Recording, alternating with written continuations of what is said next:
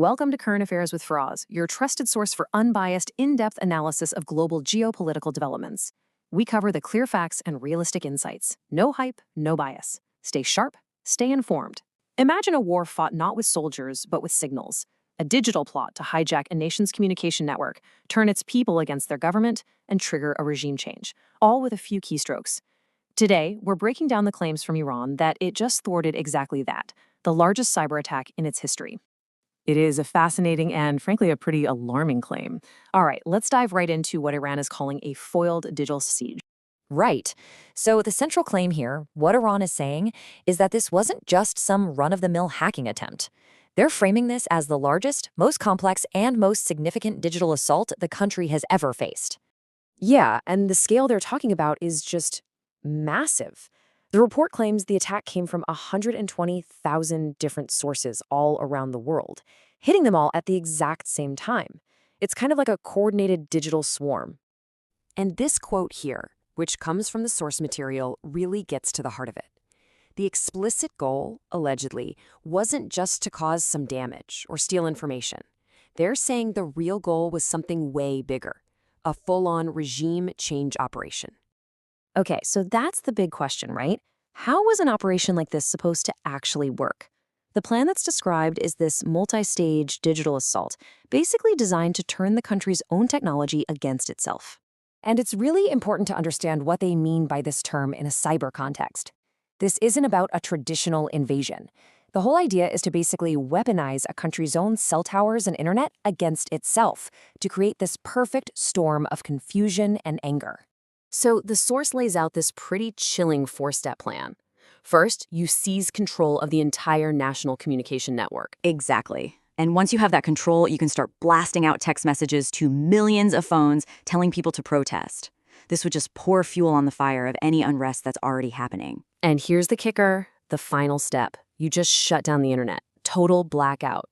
That creates panic, and you can make it look like the government is the one doing the censoring.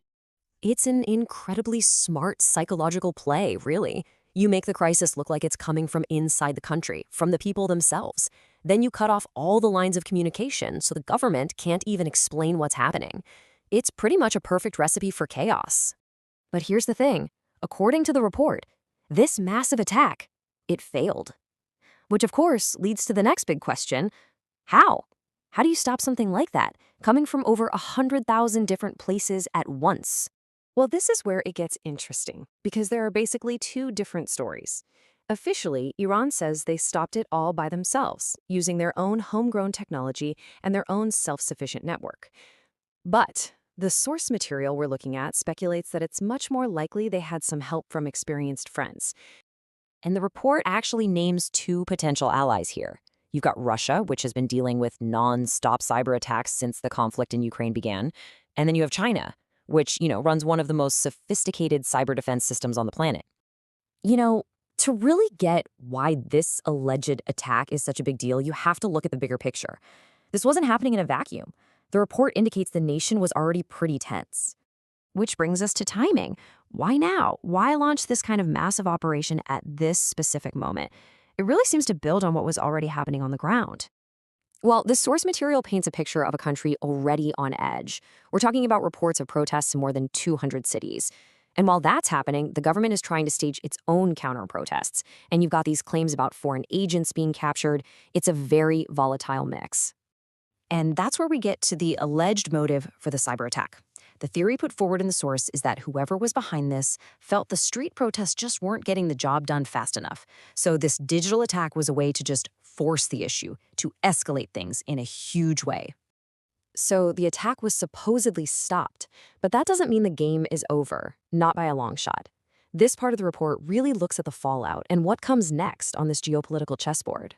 Right away, Iran's leadership came out with a very strong message of defiance. This quote here, which the source attributes to the supreme leader, is a pretty clear and direct warning to its enemies. Now, this is really interesting. The report also points to a big strategic pivot from Iran, maybe because of all the economic pressure they're under. Apparently, they're now looking to sell their advanced military technology.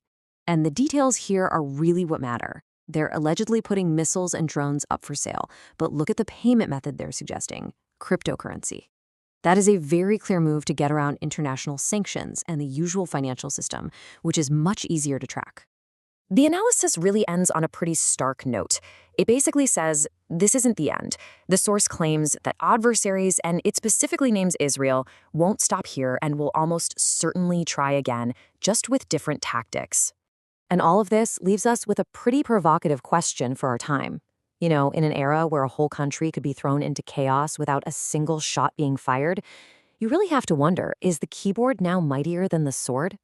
Thanks for joining Current Affairs with Faraz. Subscribe for more real analysis, and we'll see you in the next update.